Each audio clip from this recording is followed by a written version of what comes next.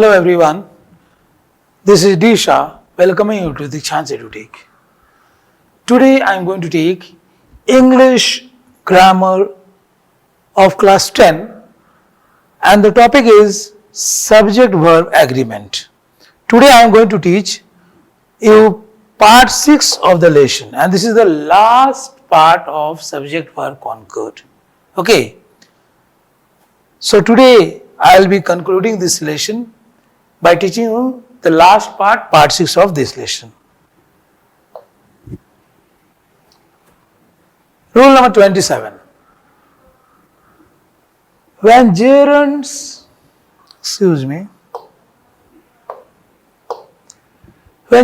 are used as the subject of a sentence, they take the singular verb form. जब क्या होता है, जब gerunds subject of a sentence के रूप में जेरेंट्स का उपयोग होता है तो उसके साथ जो वर्ब फॉर्म आता है सिंगुलर में वर्ब का यूज होता है. But when they are linked by and they take the plural form. लेकिन जब उसमें एंड लग जाता है तो उसमें प्लूरल फॉर्म लग जाता है वर्ब का. मतलब कि जेरेंट किसको बोलते हैं, देखिए a gerund is the ing form of a verb. V1 plus ing ये हो जाता है gerund. फॉर एग्जाम्पल मान लीजिए वर्ब ले लीजिए प्ले है, वर्ब 1 है प्ले, तो play plus ing equals playing. So playing becomes gerund and the gerund can be used as the subject. ये सब्जेक्ट के रूप में इसका प्रयोग किया जा सकता है. So a gerund is the ING form of a verb. कोई भी वर्ब होता है, वर्ब 1 का जो फॉर्म होता है उसमें वर्ब 1 प्लस आईएनजी लगा देंगे, base form of the verb plus ING लगा देंगे तो ये हो जाएगा जेरेंड. जैसे प्ले प्लस आईएनजी प्लेइंग, इसी प्रकार डांस प्लस आईएनजी डांसिंग हो गया है. यहां देखिए playing, dancing, swimming, singing, running, walking, eating, going, working, etc. So all these are gerunds because इसमें verb 1 plus ing लगा हुआ है और जिसमें भी verb 1 plus ing लगेगा that will become a gerund. Okay? So gerunds are used as the subject of a sentence. Subject, sentence का subject के रूप में जेरेंट्स का उपयोग किया जाता है और वो सिंगुलर फॉर्म ही लेता है, मतलब सिंगुलर फॉर्म लेता है, सिंगुलर वर्ब का यूज होता है. लेकिन जब उसमें एंड लग जाता है और एंड के दोनों के बीच में मानिए प्लेइंग एंड स्विमिंग है, प्लेइंग है यहां एंड स्विमिंग है, दो जेरेंट है, तो यहां जो सब्जेक्ट होता है ये प्लूरल हो गया, इसीलिए इसका साथ प्लूरल फॉर्म का ही वर्ब का यूज होगा. तो वर्ब यहां प्लूरल फॉर्म में यूज होगा. ओके, नेक्स्ट अभी क्लियर हो जाएगा. Gerund as subject and object of a sentence. So gerund can be used as subject as well as object of a sentence. Gerund का उपयोग हम सब्जेक्ट के रूप में भी कर सकते हैं और ऑब्जेक्ट के रूप में भी जेरेंड का हम लोग कर सकते हैं. सब्जेक्ट और ऑब्जेक्ट दोनों के रूप में होता है. For example you just see, just a minute,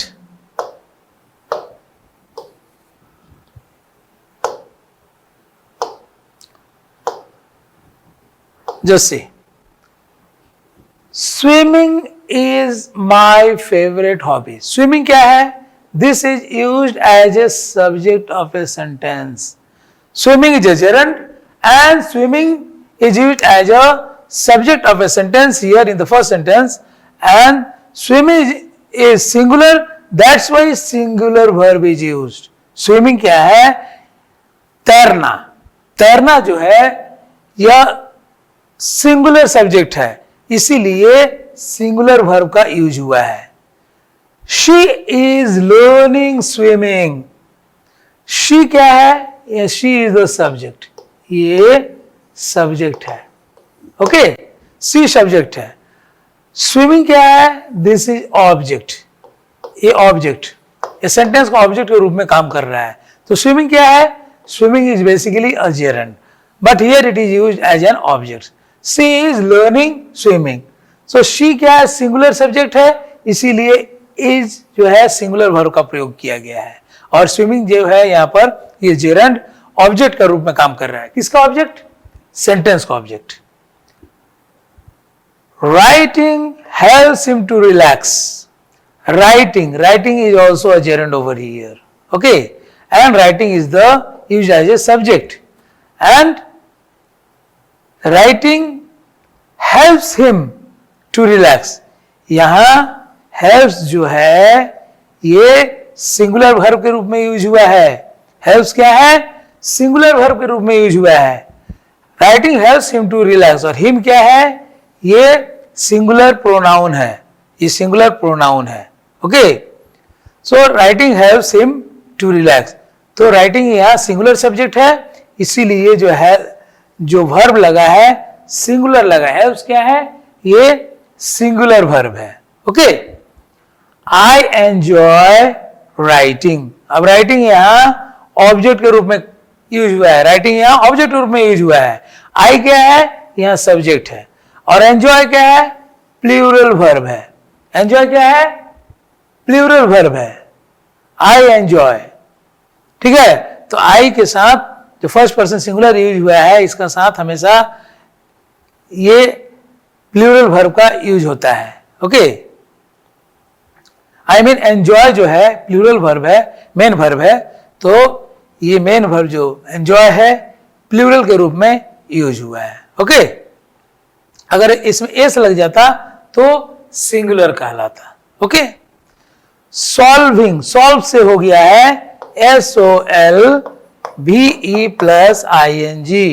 ये हो गया सॉल्विंग। तो सॉल्विंग क्या हो गया? Solving is a subject over here, it's a subject over here and this is basically a gerund. तो solving puzzles is a great mind game. Solving puzzles, ठीक है, पजल्स को सॉल्व करना ये एक बहुत बड़ा माइंड गेम है। तो ये सिंगुलर है, इसीलिए सिंगुलर वर्ब आया है, solving puzzles. Now my brother like solving puzzles. My brother third person singular है, इसीलिए लाइक्स यहां क्या लगा है? सिंगुलर वर्ब लगा है। लाइक्स जो है सिंगुलर वर्ब लगा है, थर्ड पर्सन सिंगुलर के साथ सिंगुलर वर्ब लगता है। तो लाइक्स क्या है? सिंगुलर है, ये प्लूरल नहीं है। ओके, तो माय ब्रदर क्या है? ये सब्जेक्ट है, और सॉल्विंग पजल्स क्या हुआ? ये हो गया ऑब्जेक्ट, हो गया सेंटेंस का। Okay, now I hope you can understand, it's very simple. For example you can you can go through some more examples. Swimming is a fitness exercise. Swimming क्या है? This is a gerund, and gerund here is used as a subject, and this is used as a singular subject. That's why is used as a singular verb with singular subject. Is it clear? Now next, swimming and dancing are fitness exercises. यहाँ हम दो gerund की बात कर रहे हैं, swimming and dancing, जो gerund के बीच में and आ गया है, and that's makes it plural, and that's why are यहां प्लूरल वर्ब के रूप में यूज हुआ है, क्योंकि सब्जेक्ट जो है, सब्जेक्ट में दो जेरंड है, और इसीलिए स्विमिंग एंड डांसिंग सब्जेक्ट हो गया। दो चीजों के बारे में बात है, दो चीजों की तरफ इशारा कर रहा है, और उसके बीच में एंड लगा हुआ है, इसीलिए ये प्लूरल हो गया, और इसीलिए इसका साथ प्लूरल वर्ब आर का प्रयोग हुआ है। Cricket is my favourite sport. Cricket ये सिंगुलर सब्जेक्ट है, इसीलिए इसका साथ इज जो है ये सिंगुलर वर्ब का प्रयोग हुआ है। ठीक है, क्रिकेट एक गेम की बात कर रहे हैं, क्रिकेट की, and one game cricket is singular.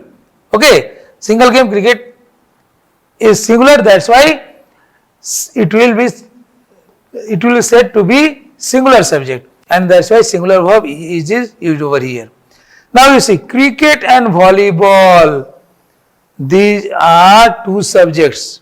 दो सब्जेक्ट का यूज हुआ है, क्रिकेट का और वॉलीबॉल, और दो सब्जेक्ट जब हो जाए अलग अलग सब्जेक्ट्स को के बीच में एंड आ जाता है तो ये प्लूरल हो जाता है और आर का प्रयोग हुआ है। Cricket and volleyball are my favourite sports, तो ये प्लूरल है, cricket and volleyball, this refers to plural subjects and that's why plural verb are is used. Next, eating junk food is not good for health. Eating junk food refers to a singular subject. Eating, no doubt, eating is gerund over here, और हम junk food की बात कर रहे हैं which refers to one thing. Okay, तो ये एक सब्जेक्ट की चर्चा हो रही है, इसीलिए यहाँ is जो है सिंगुलर वर्ब के रूप में यूज हुआ है। Eating junk food is not good for health. आगे देखिए, Eating junk food and sleeping late are not good for health. यहां दो चीजों के बारे में बात हो रहा है, Eating junk food और sleeping late का बात हो रहा है, ठीक है। तो यहां पर आप देखिए sleeping, eating, ये दो जेरेंट्स हैं और दो जेरेंट्स के बीच में नाउ एंड आया है और इसको प्लूरल बनाता है, इसीलिए यहां प्लूरल वर्ब आर का प्रयोग हुआ है। Okay, clear. Relative pronoun. Now rule 28 देखिए, relative pronoun uses a verb according to the subject. इसके बाद relative pronoun. Relative pronoun उसको बोलते हैं उस pronoun का noun के साथ relation होता है, या ये pronoun जो कि noun के साथ related होता है उसको हम relative pronoun कहते हैं। ओके, जिस pronoun का noun से relation होता है या noun से related होता है उसको हम लोग relative pronoun कहते हैं। A relative pronoun is a pronoun which is used to refer to the nouns mentioned earlier in a sentence. So what is a relative pronoun?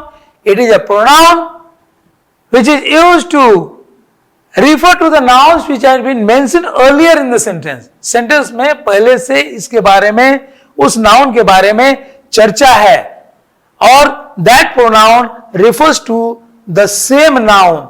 That's why it is called a relative pronoun. Okay, relative pronouns are used to refer to people, animals, things, places or ideas. Relative pronouns ये इसका उपयोग किसी व्यक्ति, जानवर, कोई चीज, जगह या कोई आइडिया से रिलेटेड होता है। इसका प्रयोग people मतलब व्यक्ति, जानवर, थिंग्स, प्लेसेस, आइडिया से इसको रिलेट किया जाता है। Relative pronounce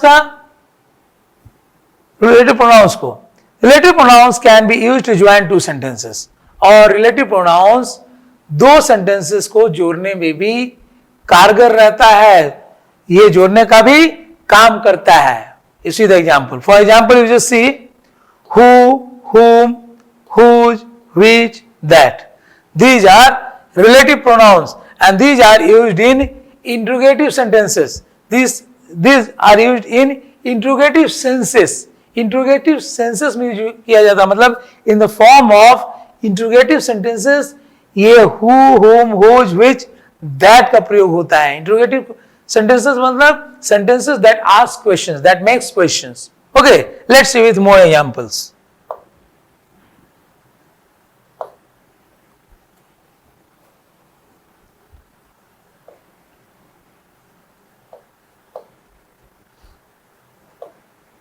Now you see, ये क्वेश्चंस के रूप में भी इसका उपयोग होता है और स्टेटमेंट में भी इसका उपयोग होता है दो सेंटेंसेस को जोड़ने में। तो पहले आपको हम बताएंगे किस प्रकार दो सेंटेंसेस को जोड़ने में ये कारगर है, उसके बाद इंट्रोगेटिव सेंटेंसेस के बारे में हम बात करेंगे किस प्रकार प्रोनाउन का इंट्रोगेटिव सेंस में यूज होता है। Okay, next, Hari is a boy who is intelligent. अगर मैं यहां लिखता हूं हरी इज अ बॉय, ध्यान से देखिए दो स्टेटमेंट में लिख रहा हूं यहां पर, ही इज इंटेलिजेंट,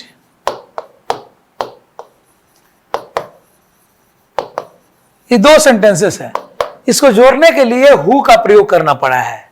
देखिए यहां Hari is a boy who is intelligent, और हरी क्या है, ये सिंगुलर सब्जेक्ट है, इसीलिए इज का प्रयोग हुआ है, यहाँ सिंगुलर वर्ब का यूज हुआ है। हरी किससे रिलेटेड है, हरी के बॉय, और बॉय किससे रिलेटेड है, हु से।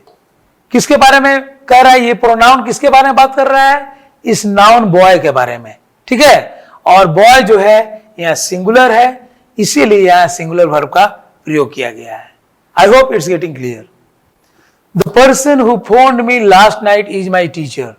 द पर्सन, वो व्यक्ति, ये हु जो रिलेटेड हो है, किससे रिलेटेड हो जा रहा है, पर्सन से। ये पर्सन से रिलेटेड है। हु किसके लिए आया है, पर्सन के लिए आया है।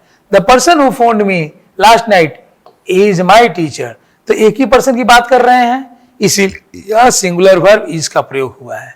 Clear. I don't care whom he invites, या whom का प्रयोग हुआ है। आई डोंट केयर मतलब ये मेरे से रिलेटेड बात है, मैं केयर नहीं करता वो जिसे भी इनवाइट करे, whom he invites। तो यहां आप देखिए whom किससे रिलेटेड है, I don't care whom he invites। तो यहां भी ये whom जो है ये प्रोनाउन से रिलेटेड है, और यहाँ जो वर्ब जो यूज हुआ है यहाँ सिंगुलर वर्ब यूज हुआ है। ओके, एस जहां लग गया मेन वर्ब में, ये सिंगुलर वर्ब कहलाता है। Okay, she is not sure whose bike that is, यहाँ हुज के बारे में बात आता है।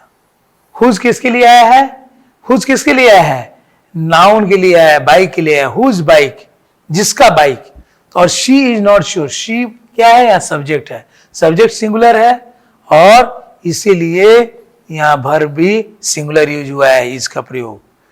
Pizza which we eat is one of my family's favourite meals. Pizza, pizza किसके लिए आया है, ए विच जो प्रोनाउन है इसी के लिए आया है। पिज्जा इस प्रोनाउन से रिलेटेड है नाउन, इसीलिए ये यहां विच लगा हुआ है। We eat is one of my family's favourite meals, तो हम पिज्जा की बात कर रहे हैं, एक पिज्जा की बात कर रहे हैं, अनेकों पिज्जा की बात नहीं कर रहे हैं, इसीलिए सिंगुलर वर्ब का प्रयोग किया गया है। The jeans that I bought yesterday are already faded. The jeans, the jeans बोलने से ये पार्टिकुलर थिंग से रिलेटेड है। जींस मतलब एक से ज्यादा jeans, it refers to plural subject, ये प्लूरल सब्जेक्ट की तरफ ध्यान दिलाता है। द जींस, खाली जींस नहीं है, ठीक है। तो द जींस मतलब पार्टिकुलर बता रहा है कि जींस, ढेर सारे जींस कपड़े खरीदे। That I bought yesterday are already, किसके बारे में बात हो रहा है, जींस के बारे में, इसीलिए यहां प्लूरल है, इसीलिए यहां प्लूरल वर्ब लगा है। Okay okay. I know the man who is a musician. I know the man, man ये हु आया है, मैन जो या नाउन है, ठीक है। इसी के लिए हु जो क्या कर रहा है, या हु रिलेट कर रहा है नाउन से, इसीलिए ये रिलेटिव प्रोनाउन कहलाएगा।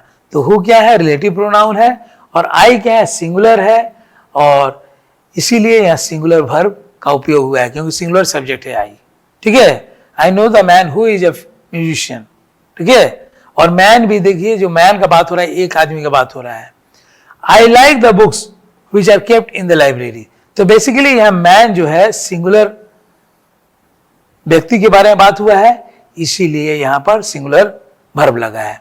आई लाइक द बुक्स, बुक्स के बारे में बात है, बुक्स से रिलेटेड है, इस प्रोनाउन का बुक से रिलेशन है, जैसे इस प्रोनाउन का मैन से रिलेटेड है। मैन क्या अगर मेन रहता तो यहां आर हो जाता, ठीक है, लेकिन यहां सिंगुलर है, इसीलिए यहां इज लगेगा। या ऐसा यह बुक्स क्या है, प्लूरल है, इसीलिए यहां आर जो वर्ब लगा है प्लूरल में लगा हुआ है। Cancer is among the diseases that is rarely curable.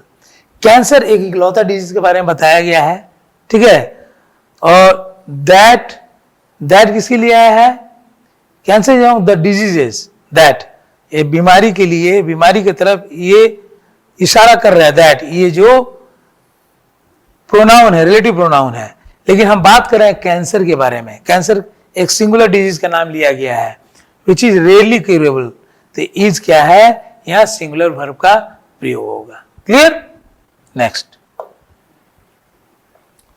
Subjects that don't always come before verbs in questions. Subjects क्या होता है, ज्यादातर क्वेश्चन का जहां बात होता है, जहां क्वेश्चन फॉर्मेशन का बात होता है, सब्जेक्ट्स वर्ब्स का पहले नहीं आता है, वर्ब्स का बाद में ही सब्जेक्ट आता है। जहां क्वेश्चन बनाने की बात होते हैं, जहां क्वेश्चन के बारे में हम बात करते हैं, जहां इंट्रोगेटिव के बारे में बात करते हैं, इंट्रोगेटिव सेंटेंसेस के बारे में जहां बात करते हैं, तो सब्जेक्ट्स वर्ब्स के पहले नहीं आता है, बल्कि वर्ब का बाद में ही सब्जेक्ट का उपयोग होता है। ये रूल है, और ये रूल नंबर 29 है। Use the verb according to the subject in the sentence, और subject don't always come before verbs in questions, and subject use the verb according to the subject in the sentence. तो subject जो है sentence का, उसी के अनुसार verb का प्रयोग होता है। और देखिए, क्वेश्चन वर्ड से शुरू हुआ है ये सेंटेंसेस, इंट्रोगेटिव से शुरू हुआ है, और सब्जेक्ट से पहले वर्ब आ गया है। ठीक है, सब मतलब सब्जेक्ट ज्यादातर वर्ब से पहले आते हैं, लेकिन यहां वर्ब क्या है, सब्जेक्ट से पहले आ गया है। अब देखिए, where are you from, you क्या है, सब्जेक्ट है, यू से पहले ये प्लूरल वर्ब आ गया है, और यू के साथ बेसिकली प्लूरल वर्ब का ही यूज होता है। यू जो सेकंड पर्सन है, इसके साथ रूल के अनुसार प्लूरल वर्ब का यूज होता है। यू सिंगुलर हो या प्लूरल हो, उसके साथ प्लूरल वर्ब का हमेशा प्रयोग होता है, इसीलिए यहां प्लूरल वर्ब का प्रयोग हुआ है, यूज हुआ है। Who is watching the film, किसी एक आदमी के बारे में पूछा जा रहा है, कौन फिल्म को देख रहा है। I am watching the film अगर इसका आंसर रहेगा तो सिंगुलर में ही है। ठीक है, I am watching the film, या he is watching the film, तो ही सिंगुलर है और उसके साथ सिंगुलर वर्ब यूज हो रहा है अगर आंसर इसका दिया जाए तो इसीलिए हु सिंगुलर से रिलेटेड है, सिंगुलर सब्जेक्ट से रिलेटेड है, इसीलिए सिंगुलर वर्ब इज का प्रयोग हुआ है। Next, why is she worried, यहां शी क्या है, सिंगुलर सब्जेक्ट है, इसीलिए सिंगुलर वर्ब इज का प्रयोग हुआ है। Clear? When are you leaving for New York? When are you? तुम कब न्यूयॉर्क के लिए निकल रहे हो या जा रहे हो? तो यू क्या है, सिंगुलर से रिलेटेड है यहां, और सिंगुलर अगर सेकंड पर्सन सिंगुलर हो तो उसका साथ जो वर्ब यूज होता है वो प्लूरल यूज होगा। सिंगुलर हो ये वर्ब, सॉरी सब्जेक्ट, या प्लूरल हो, सेकंड पर्सन का जहां बात है यू का, वहां हमेशा प्लूरल वर्ब भी यूज होता है रूल के अनुसार। Who is waiting at the door, he is waiting at the door अगर आंसर है एक दिया जाए। ठीक है, हु बोलने से सिंगल आदमी के बारे में बात हो रहा है, who is waiting at the door, इसीलिए इज जो है ये सिंगुलर वर्ब के रूप में या इज का प्रयोग किया गया है, because the subject refers to a single person. Okay, next, this is the last slide of this lesson, of this part also. Percent fraction is used. Percent or fraction is used with both singular and plural verbs according to the subject. और कहीं कहीं हम percentage की बात करते हैं, percent की बात करते हैं, फ्रैक्शन की बात करते हैं, फ्रैक्शन 1/2, 1/3, 1/4 या कुछ भी होता है। तो परसेंट की जहां बात कर रहे हैं या फ्रैक्शन की बात कर रहे हैं, वहां इसका उपयोग सिंगुलर के साथ भी यूज होता है और प्लूरल वर्ब्स के साथ भी यूज होता है। ये सब्जेक्ट के अनुसार ये सिंगुलर और प्लूरल वर्ब का यूज किया जाता है जहां परसेंट या फ्रैक्शन की बात आती है। ध्यान दीजिए, for example 40 of every 100 children are born, children born are females. 100 बच्चों में 40 बच्चों का जो जन्म होता है वो फीमेल्स होती है। ठीक है, दे आर फीमेल्स, मतलब 40 क्या है, 40 क्या है, 1 से ज्यादा है तो ये प्लूरल हुआ। ठीक है, 1 से ज्यादा है 40 संख्या में तो प्लूरल हुआ, इसीलिए आर जो है प्लूरल वर्ब के रूप में आर का प्रयोग हुआ है या प्लूरल वर्ब के रूप में।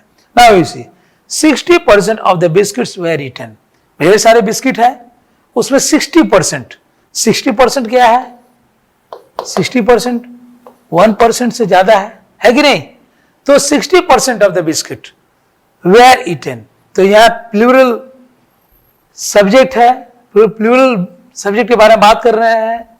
60% ऑफ द बिस्किट्स की बात कर रहे हैं। बिस्किट्स प्लूरल है, पहले वाले में चिल्ड्रन प्लूरल था, और यहाँ वर्ब जो है प्लूरल वर्ब के रूप में यूज किया गया है, past tense of the plural verb. 10% of the bread is left, मानिए एक ब्रेड है, एक रोटी है, उसमें इतने सारे खा लिए गए, एक रोटी में इतने खा गए, हम खा गए, तो इसके कितना बचा है, कितना बचा है 10%, एक रोटी का 10% बचा है, तो ये क्या है, सिंगुलर को रिलेट करता है, इसीलिए इज जो है सिंगुलर वर्ब के रूप में प्रयोग हुआ है।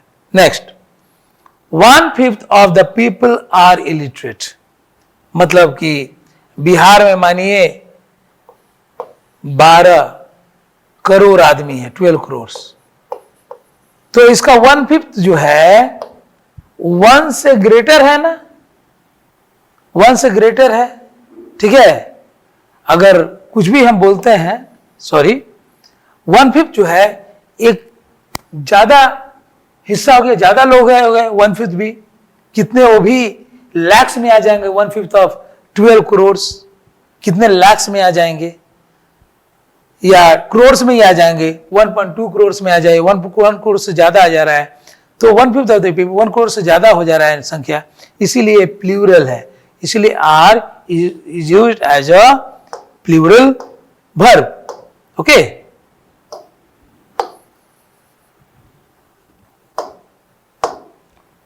R is used as a plural verb.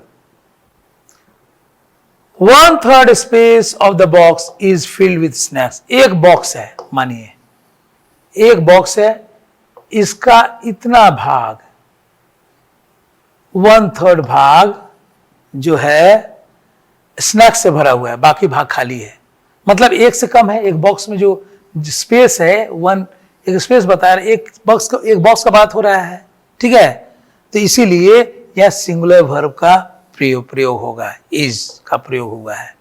Clear? Next, so we have come to the end of this lesson, the lesson subject verb concord we have finished now, and it consists of 6 parts. You can watch the videos whenever you require, whenever you have doubt, you can watch the videos on the topic subject verb concord, and your doubts will be clear. I believe your doubts will be clear. So my dear students, that's all for today. I'll come with any other topic in the next class. Thank you so much. Thank you.